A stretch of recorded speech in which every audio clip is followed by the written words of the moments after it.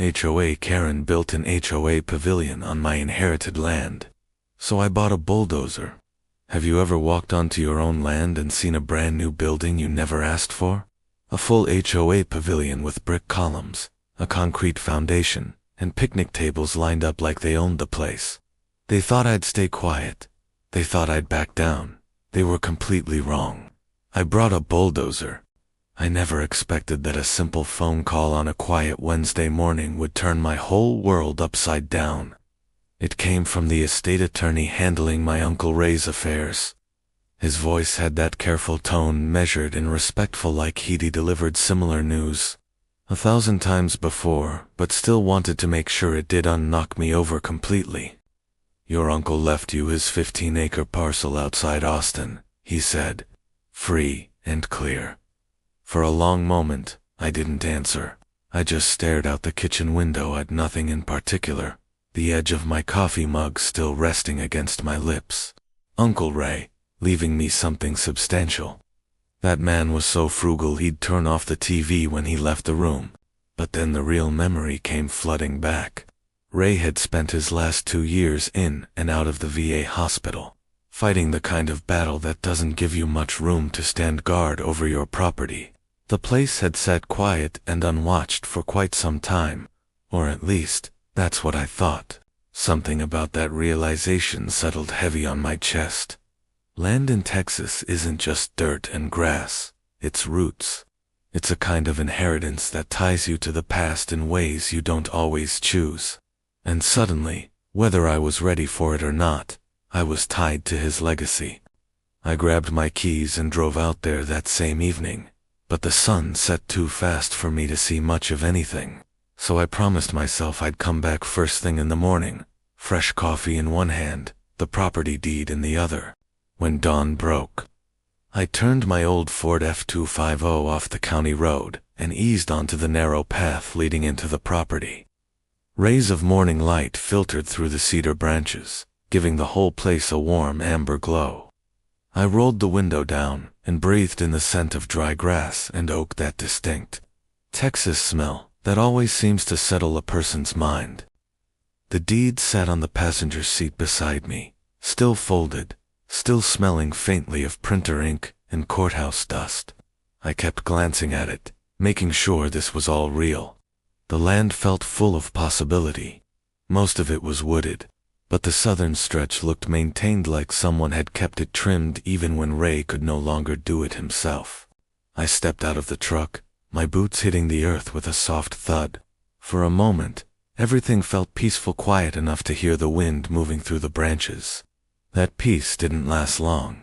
That's when I saw the tire tracks. These weren't casual marks from somebody turning around. These were deep and heavy, the kind that large machinery leaves behind when it chews through the soil without a second thought. The kind that don't belong on untouched land. I knelt down and touched one of the grooves. The dirt was compacted so tight it felt like rock. Wildflowers used to grow right there. My mother once told me that Ray never had the heart to mow over them. Seeing the earth torn up like that felt disrespectful, an intrusion nobody had the right to make. I stood up and followed the tracks, pushing through low branches and dead leaves. The ground beneath me began to level out, unnaturally too smooth, too even, like it had been graded by machines. My pulse quickened before my mind understood why, and then the trees opened up. I stumbled to a complete stop. There, perfectly centered in the clearing like it was posing for a magazine, stood a brand new pavilion.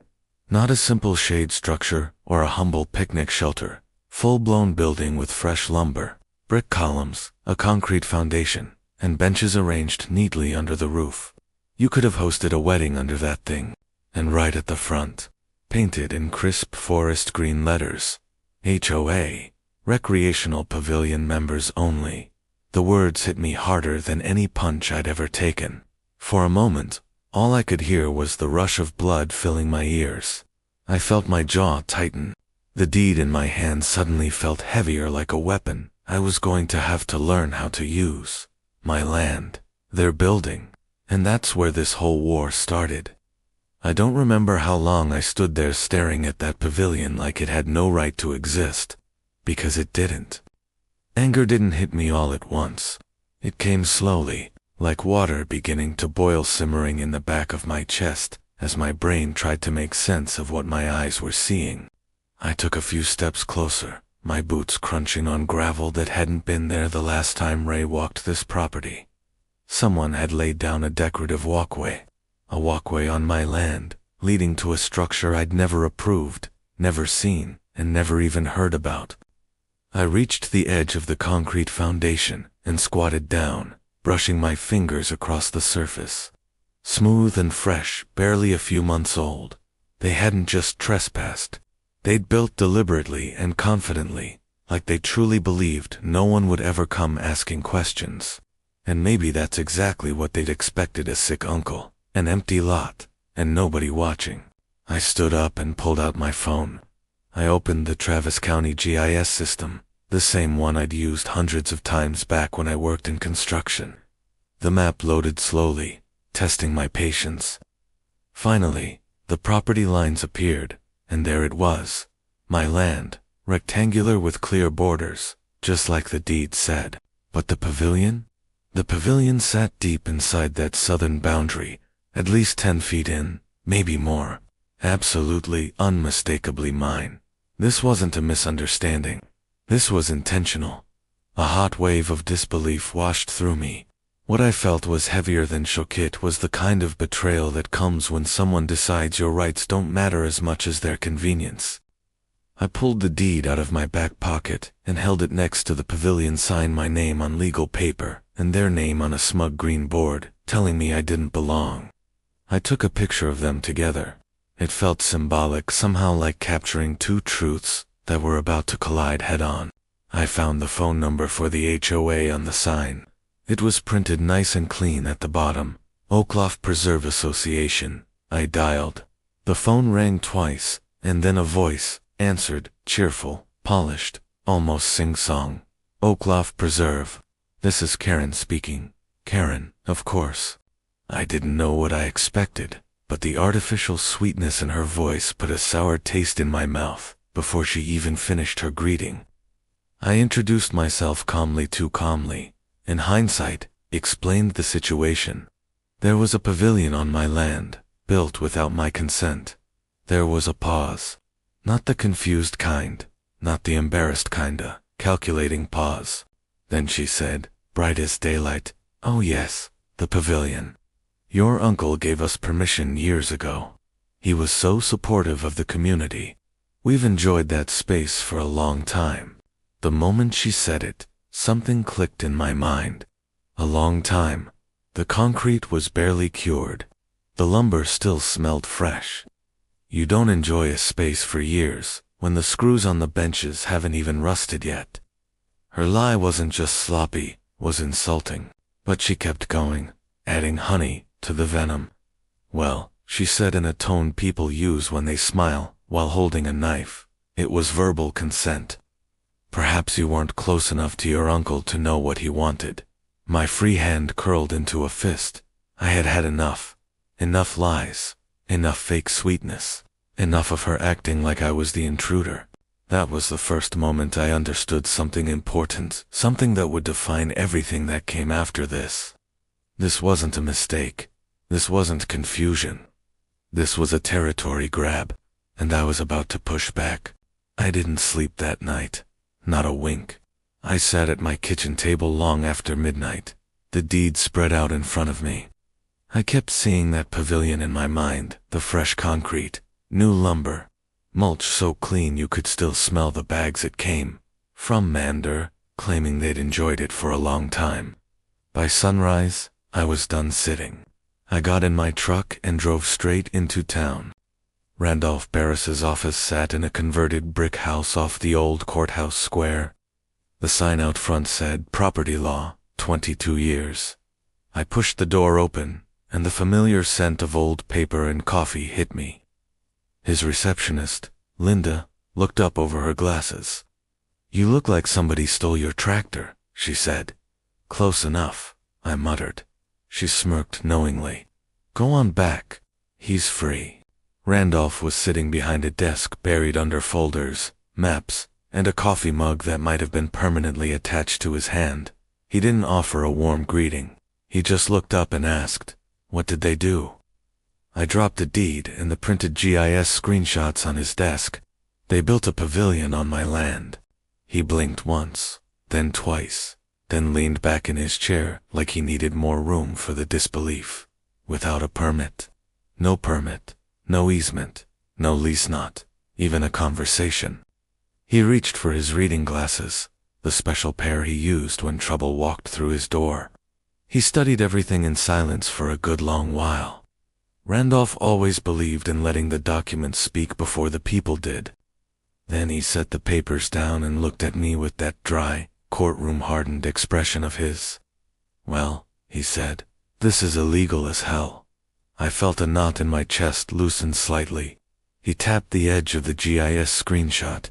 "You're sure these are the current county layers? I pulled them myself yesterday." He nodded. "Then we've got a clear-cut case. First step, formal notice."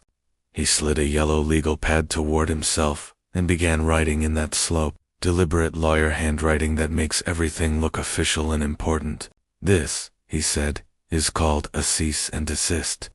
We give them 10 business days to remove that pavilion and restore your land." I raised an eyebrow, and if they ignore it, his lips curled into the faint shadow of a smile. "Then you remove it." I hesitated. "With what? A chainsaw?" "No," he said calmly.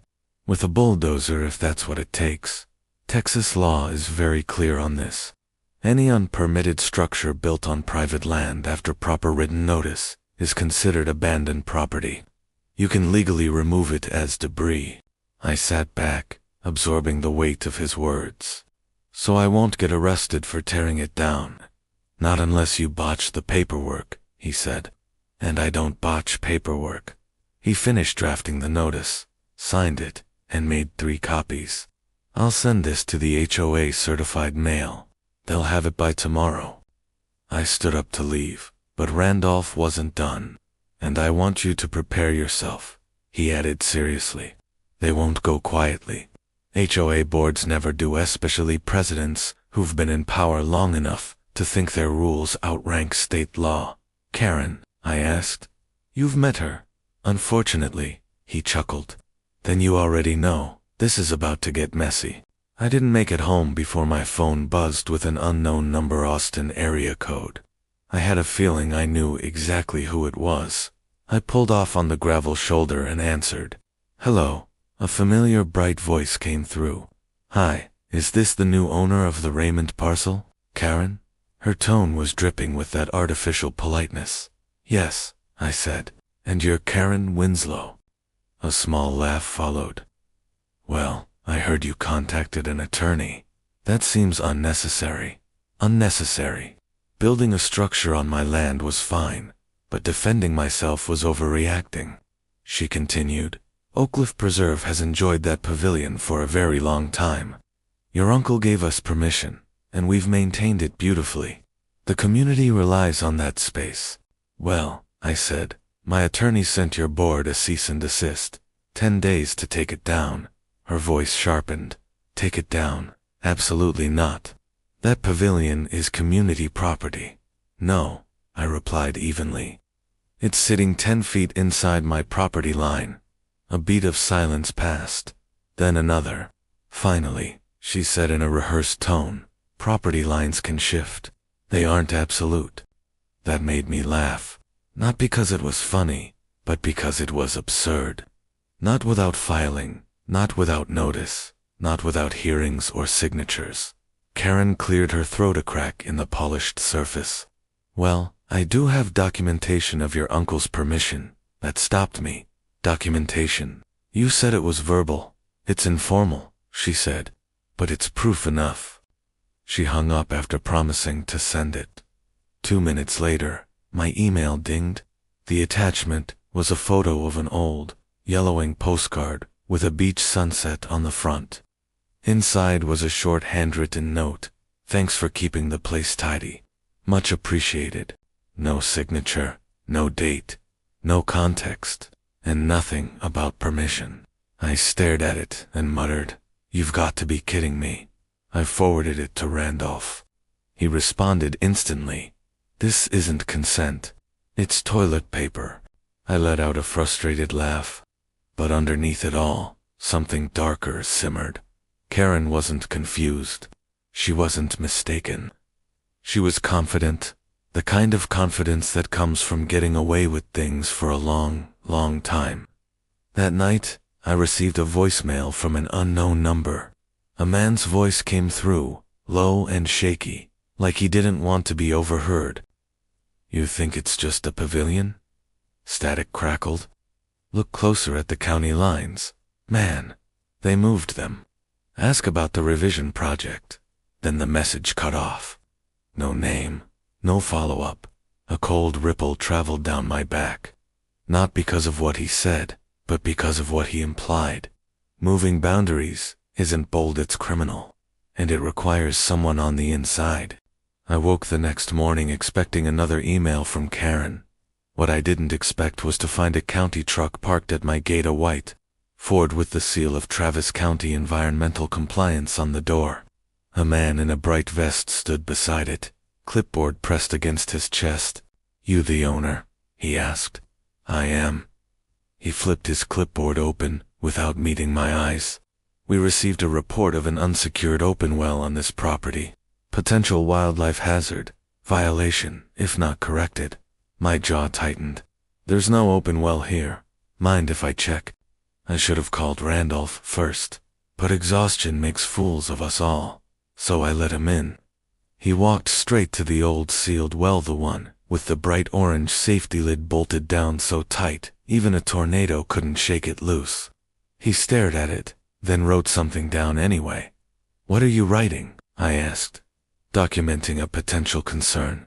Concern about what? It's sealed. He didn't answer. He just left.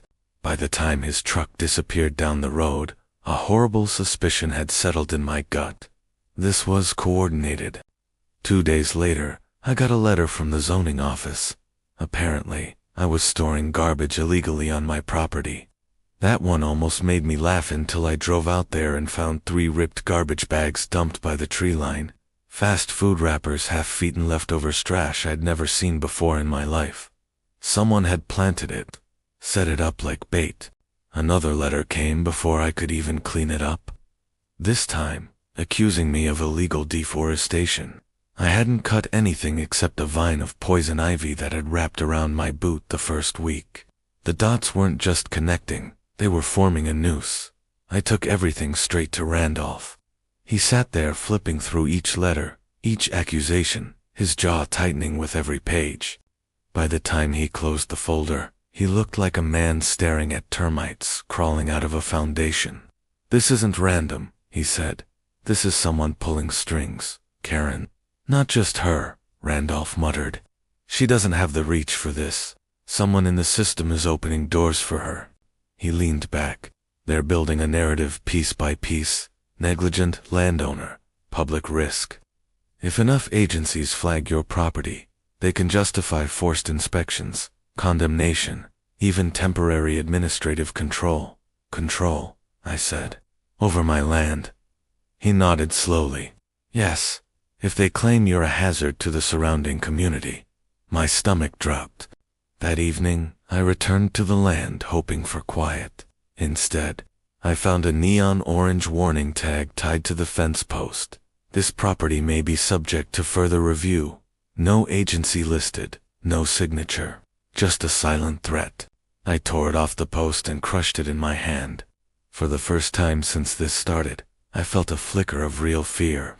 Not because of the letters or the planted trash, but because it all felt like choreography, everything moving together, squeezing tighter every day. The next morning, I found a manila envelope taped to my gate. Inside was a single USB drive and 5 shaky handwritten words. Watch this. Don't trust maps. I didn't open it right there. I drove 3 miles down the road to the old Baptist church parking lot, quiet, shielded by oaks, and out of sight. Only then did I plug it into my laptop. 3 files appeared, each named only by a date. I clicked the most recent one. A screen recording appeared. Someone else's hands moved the cursor across the county GIS system. The normal map loaded first familiar red property lines. Then the cursor activated a hidden layer labeled Quiet Revisions Draft, Internal Only. A new property boundary flickered into place, shifted 10 feet into my land. Then another version 20 feet in, then 30. With each revision, my rightful property became theirs. A small note at the corner zoomed into focus. Adjustment approved by J. Sellens. Forward to HOA Liaison. HOA Liaison. There it was, the smoking gun. I clicked the second file. This one was a shaky cell phone video captured close to someone's chest. The frame jumped and swayed, catching only glimpses of chairs and a desk. Most of the time, the image was half blocked, like the phone was hidden behind a folder. But the audio was crystal clear. A man's voice whispered urgently, "You can't just keep pushing these edits, Karen." Then her voice cut in sharp and absolute. "They won't notice. And even if they do, I'll say it was a clerical correction." My fingers tightened around the laptop. The camera tilted slightly, giving me a half-second view of her face and profile. Karen was standing behind a man typing at a computer terminal. She leaned in closer. "Move the boundary again. 2 more feet this time. He'll break once the fines hit." Break. That was the word she used. Not comply. Not resolved the issue. Break. The man she was speaking to, younger, jittery, said, "I'm already risking my job." Karen snapped. "You worry about your keyboard. I'll worry about everything else." I clicked the third file. Another screen recording. This one showed a folder labeled Quiet Revisions Project, Phase 2. Inside were tables, spreadsheets, and internal memos. The cursor opened a list, titled Priority Parcels for Adjustment. There they were, owners over 60 heirs, who live out of state vacant homes, land with unclear survey history, properties neighboring the HOA, and near the bottom, highlighted in yellow, my parcel. Affected by recent death of owner, low likelihood of resistance. My uncle's time in the VA hospital, his passing, my absence. They had turned grief into opportunity, turned mourning into leverage. The cursor moved again, opening a draft email between Karen and someone inside the county office. Push phase 2 early. Once the new boundaries are approved, Pavilion ownership becomes a formality. No resistance expected. I closed the laptop and leaned back, staring through the windshield. This wasn't a mistake. It was organized, planned, and systematic. They were stealing land acres at a time, one edit at a time until the maps matched their ambition. But they had made one fatal miscalculation. They thought nobody would notice. They thought I'd fold or run. But now I had proof, and I was done playing nice. I called Randolph first thing. "I need an independent survey." "Right away. I'll make a call," he said. 30 minutes later, a truck pulled up. Carl Dawson, a surveyor with 30 years under his belt, and a reputation for being allergic to nonsense, stepped out wearing a sun-bleached hat. Randolph introduced us.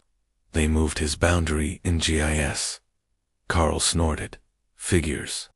County's been hiring kids who think Google Earth replaces boots on dirt. We spent the next 2 hours on my land."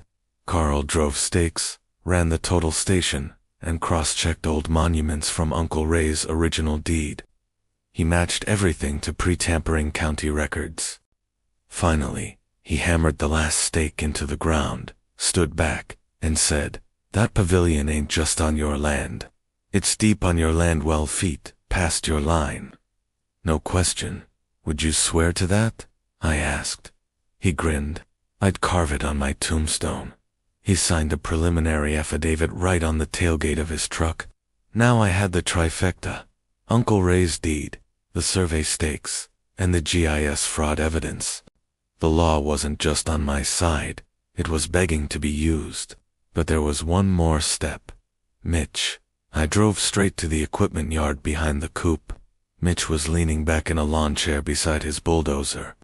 "You look like a man who needs something flattened," he said. "Maybe," I answered.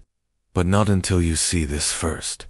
I opened the folder. Carl's signed survey affidavit, photos of the stakes, showing the pavilion deep on my land, the cease and desist letter Karen ignored, and the GIS manipulation proof.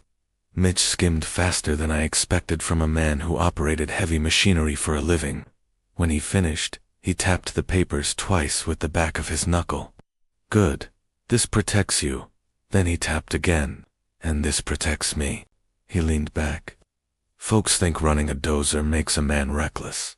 Truth is, we're the most cautious in Texas.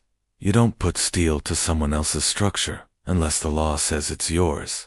It's illegally on my land. Randolph confirmed I can remove unpermitted structures. Mitch nodded. I'll need him to confirm it to me, too. I called Randolph and put the phone on speaker. Mitch, Randolph said, Texas property code is very clear. Any structure built on private land without permit, lease, or owner's permission is considered an encroachment and may be removed by the landowner after proper notice. He's within his rights. And me? Mitch asked. As his contractor, Randolph answered, You're legally shielded, provided you have a copy of the survey and a copy of the notice, both of which I'll email you. Mitch grinned. Well, hell, sounds like we got ourselves a green light. Only then did he slap the side of the bulldozer. She's ready when you are. I woke up before sunrise not because of nerves, but because something inside me finally felt settled. My phone buzzed. A text from Mitch, rolling in. Open the gate. I walked down my driveway and swung the gate wide. 5 minutes later, the early morning quiet broke under a deep diesel growl. Then I saw Mitch's yellow bulldozer perched on a flatbed trailer, rumbling slowly down the road. The flatbed hissed as it lowered the ramps. Mitch climbed into the cab, flipped a row of switches, and the machine came alive in a way that made the ground vibrate under my boots. He looked down at me. You sure? I lifted Carl's survey map in one hand and Randolph's printed statute in the other. I'm sure. Mitch nodded once, then dropped the blade with a metallic clang that echoed like a war drum. The sun was just cresting the horizon when we entered the clearing. Light spilled across the grass and hit the pavilion, lighting it up perfectly. Brick columns, fresh-cut cedar beams, flower beds, a sign that read, Members Only, Community Pavilion. My jaw tightened. This wasn't a community. This was an invasion. Mitch positioned the dozer, 20 yards out, revved the engine, and the sound rolled through the clearing like thunder. And that's when the HOA cavalry arrived. SUVs screeched to a halt at the far end of my property, not at the road, not at the line, but inside my land. Tires digging into the dirt like they owned it. Doors flew open. Panic spilled out. Karen was the first one out, designer heels sinking into the mud with every frantic step. She pointed at the dozer and screamed, Stop. You can't do this. You can't touch community property. Her voice cracked like broken glass. Mitch didn't even look. He lifted one hand, clicked a switch, and blasted the air horn. The sound exploded through the clearing like a freight train. Birds flushed out of the trees. Dust rippled across the ground. HOA members stumbled back like someone had fired a warning shot. Karen froze mid-scream, her helmet of hair shaking from the shockwave. It was beautiful. I walked toward her with calm steps, holding nothing but my folder of documents. She pointed at me, shaking. You are committing a crime. I didn't raise my voice. Didn't match her panic. This, I said, holding up the survey report so she could see the red signature and coordinates, is my land. Lies. She screamed. I flipped to the cease and desist. She ignored. This is the notice you pretended didn't exist. She tried to talk over me, but the words tangled in her throat. One of her board members leaned in. Karen, that looks official. Shut up, Todd. But Todd wasn't wrong, and everyone saw it. Their eyes darted between the documents. Doubt spread through them like a slow-moving fever. Karen saw it too, and, like a cornered animal, she escalated. She stormed toward, Mitch's dozer heels wobbling, rage twisting her face. and planted herself directly in front of the machine. "You move that machine 1 more inch," she shrieked, "and I will have every lawyer in the state bury you." Mitch finally looked at her and smiled. Not a mocking smile, a professional one. "Ma'am," he drawled, "I ain't moving this dozer, but I am getting it ready." Before she could spit out another threat, he yanked the lever. Clang! The bulldozer's blade slammed into the ground with a thunderous metallic crash.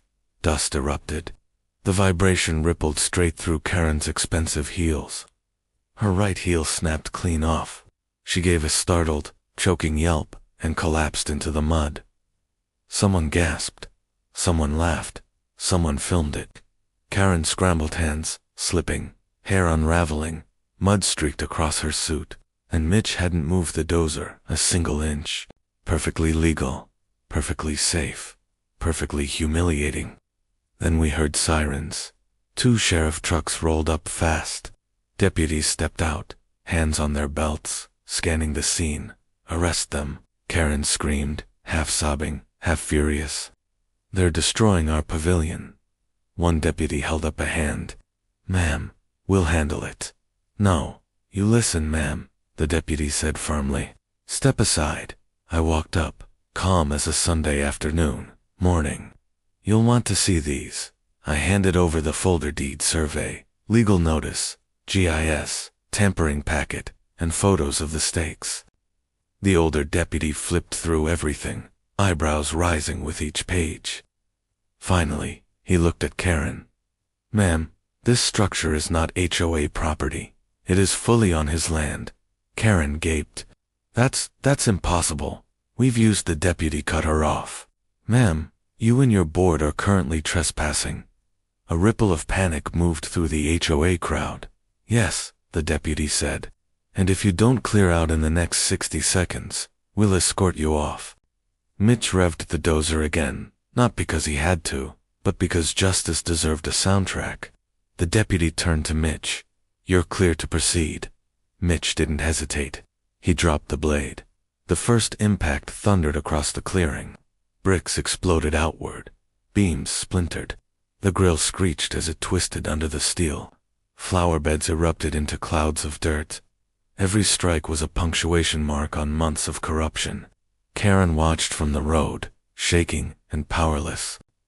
15 minutes later, the pavilion was nothing but a mound of crushed lumber and mangled metal. Mitch parked the dozer, climbed out, and handed me the battered members-only sign. "You want the honors?" I planted it upside down in the mud. Karen stared at it, at me, and I watched something break in her eyes. Not anger, not fear, recognition. Her reign was over, and for the first time since Uncle recommended left me this land, the clearing finally felt like mine. The dust was still hanging in the air when Karen finally snapped. Mud on her knees, hair wild, one heel missing. She looked like a dictator whose statue just got pulled down. "This is illegal," she screamed. "He attacked me with that machine. Arrest him. Arrest him right now." She pointed at Mitch like she expected lightning bolts. Deputy Hardin calmly shook his head. "No, ma'am. The operator didn't move the dozer. Not 1 inch. You liar," she shrieked. Hardin's partner, Deputy Flores, stepped forward. "Ma'am, you need to calm down. Calm down." She screamed so loud a flock of blackbirds took off from a tree. "I am the president of Oak Cliff Preserve. I order you to arrest him." Flores lifted an eyebrow. "You have no authority here." Karen froze, her face twisted into something primal. "You don't understand. This land is ours. The map says so." I held up Carl's signed survey. "This map," she lunged for it. Not reached, not grabbed. Flores reflexively stepped between us. Karen bounced off her and nearly face-planted again. Flores was done. "Ma'am, you need to step back. Last warning. No, I will not be threatened by some." That was it. Game over. Flores didn't raise her voice or move fast. She simply said, "Karen Winslow, you're under arrest for disorderly conduct, attempted assault, and interfering with a lawful boundary enforcement." Karen froze. not in dignity, but in shock. What? No, no, you can't do this to me. Flores turned her around. Click, click, handcuffs, locked around her wrists. Perfect, cold, stainless steel. All that HOA power, all those threats, all that fake confidence reduced to the sound of two metal rings shutting on her wrists. She kicked. She screamed. You'll regret this, all of you. I'll have your badges. Flores gently pushed her head down. Watch your step, ma'am. When the cruiser door slammed shut behind her, the entire street went silent. Then I heard it a slow clap.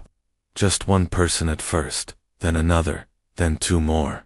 I didn't join. I just watched as the dust settled. The deputies drove away with Karen screaming inside the car, her voice muffled through the windows. For the first time since this war started, I felt oxygen return to my lungs. But it wasn't over. Not yet. Handcuffs stopped the chaos. But courtrooms end the war. 3 days later, I got a certified letter. A lawsuit. $410,000 in damages. I called Randolph. Let them spend money. We're about to bury them. 2 months later, we were in court. Karen's attorney launched into a dramatic speech. By minute 12, jurors were rubbing their eyes. Then Randolph stood. He held up the deed. This case is very simple. This land is his. They built on it. He removed it. He walked the jury through every piece of evidence, the deed, the GIS discrepancies, Carl's survey, the cease and desist, Karen ignored. Then he played the USB recordings. Gasps spread through the courtroom. The judge didn't even ask for jury deliberation. Judgment in favor of the defendant. Full dismissal. The HOA will pay the defendant's legal fees. This court refers the matter of falsified land documents to the district attorney for criminal review. Karen made a strangled, collapsing gasp. Miss Winslow, you are under a no-contact order. Court is adjourned. The gavel cracked like thunder. 3 days later, Mitch and I met at the clearing just after sunrise. We unloaded a steel panel polished in heavy, letters carved deep. When it was set, I stepped back. The sun hit it perfectly. Private property, not for HOA use, ever, and beneath, in memory of the most expensive shed in Oakleaf history, $100,000. Within an hour, it was on Facebook. By noon, Reddit. By evening, someone photoshopped it onto Mount Rushmore. Near sunset, I stayed behind alone. The clearing glowed gold.